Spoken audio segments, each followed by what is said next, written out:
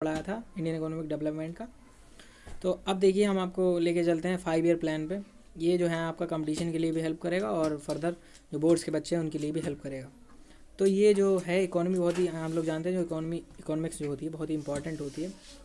किसी भी कंपटीशन की तैयारी करें तो हमें इकोनॉमी के बारे में हमारे क्वेश्चन आते हैं, जीके में भी आते हैं और मतलब जनरल नॉलेज में भी आते हैं और वैसे भी आते हैं क्वेश्चन अगर उन्होंने इकोनॉमिक्स जो है सब्जेक्ट लिया हुआ है। तो ये जो है बेसिक नॉलेज है हम आप लोगों के लिए, ये मैक्रो इकोनॉमिक्स है।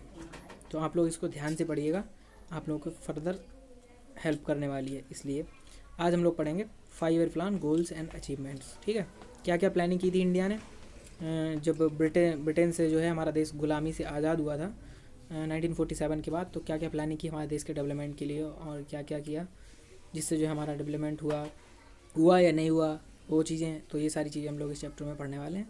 तो चलिए देखते हैं क्या है। तो सबसे पहले बात कर लेते हैं इकोनॉमिक प्लानिंग की। ठीक है, तो इकोनॉमिक प्लानिंग क्या होती है? Economic planning refers to a system under which the central authority sets as a target of specifies set of programmes.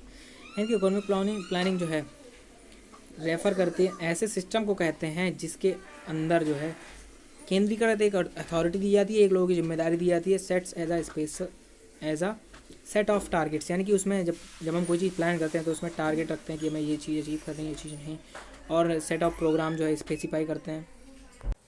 वो टारगेट्स हम किन प्रोग्राम्स के थ्रू क्या करके अचीव करेंगे वो होता है हमारा set of programmes and policies.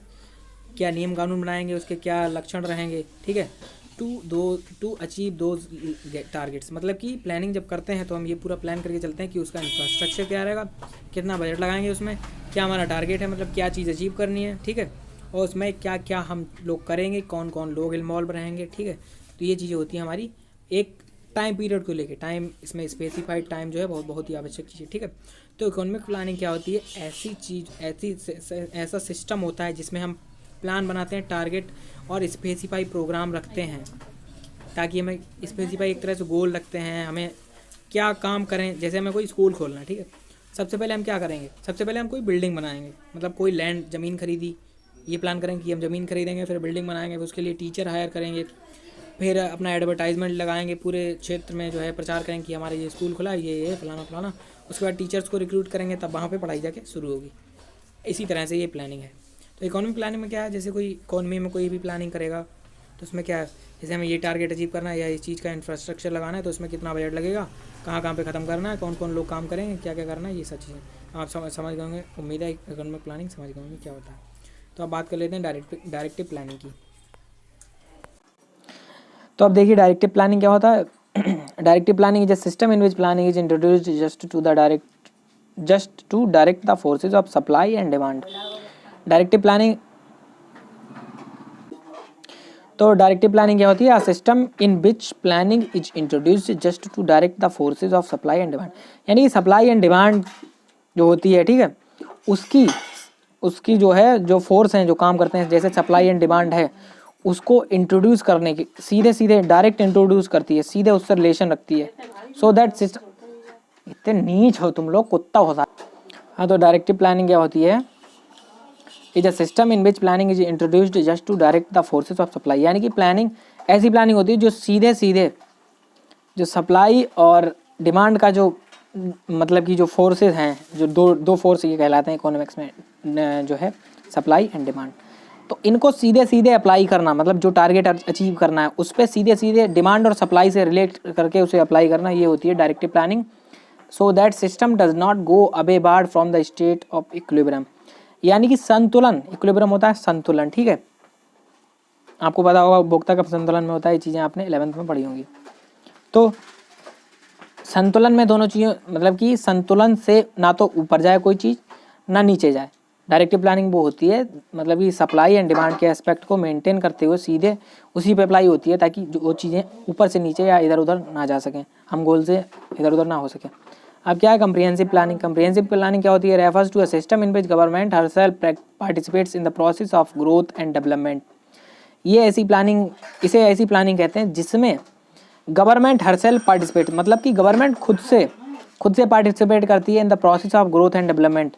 जो ग्रोथ और डेवलपमेंट की प्रोसेस है, चाहे वो शिक्षा के क्षेत्र में हो, चाहे वो इंडस्ट्रियल क्षेत्र में हो, चाहे वो सर्विस सेक्टर में हो, गवर्नमेंट का हाथ होगा अगर उसमें, तो वो जो है कम्प्रिहेंसिव प्लानिंग होगी। गवर्नमेंट उसमें खुद से पार्टिसिपेट करती है लोगों को प्रॉपर सुविधाएं देने के लिए।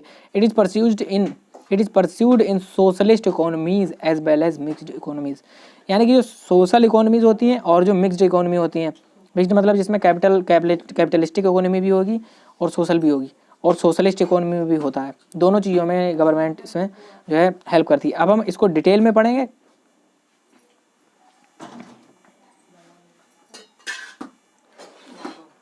तो देखिए डिटेल में डायरेक्टिव प्लानिंग क्या होती है। डायरेक्टिव प्लानिंग अभी आपको बता दिया, ये चीज़ तो बता ही दी। In such planning there is no direct participation of the state in the process of growth.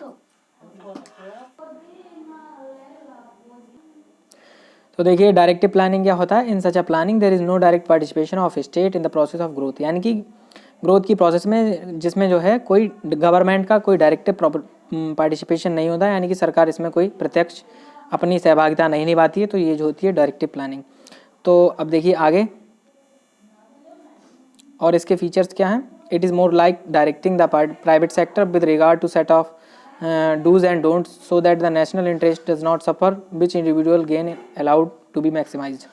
इसमें क्या होता है, it is more likely directing the private sector, यानी कि प्राइवेट सेक्टर को चलाने के लिए जो प्लानिंग की जाती है, जो प्राइवेट सेक्टर के फ़ायदे के लिए होती है। इसमें क्या होता है, जो डू एंड डोंट्स होते हैं, यानी कि क्या करना है, क्या नहीं करना है, क्या नियम फॉलो करने हैं, सो that the national interest does not सफर।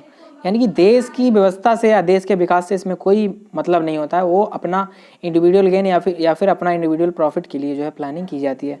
ये प्लानिंग कौन करता है, जो प्राइवेट ऑर्गेनाइजेशन है, प्राइवेट एलटीडी जिसमें लगा होता है, वो अपने प्रॉफिट के लिए प्लानिंग करते हैं, ताकि उन्हें क्या प्रॉफिट मिलेगा, क्या वो अचीव करेंगे। गवर्नमेंट प्लानिंग क्या होती है, गवर्नमेंट में क्या है, गवर्नमेंट सेक्टर सहभागिता करता है, तो उसमें जो है लोगों की भलाई के लिए। तो directive planning is pursued in capitalist economies, यानी कि जो पूंजीवादी अर्थव्यवस्था होती है उनमें जो है डायरेक्टिव प्लानिंग की जाती है। तो उम्मीद है आपको ये तीनों जो हैं इसके फीचर्स क्लियर हो गए होंगे। अब देखिए हम लोग इसको देख लेते हैं, कम्प्रिहेंसिव प्लानिंग के फीचर्स को।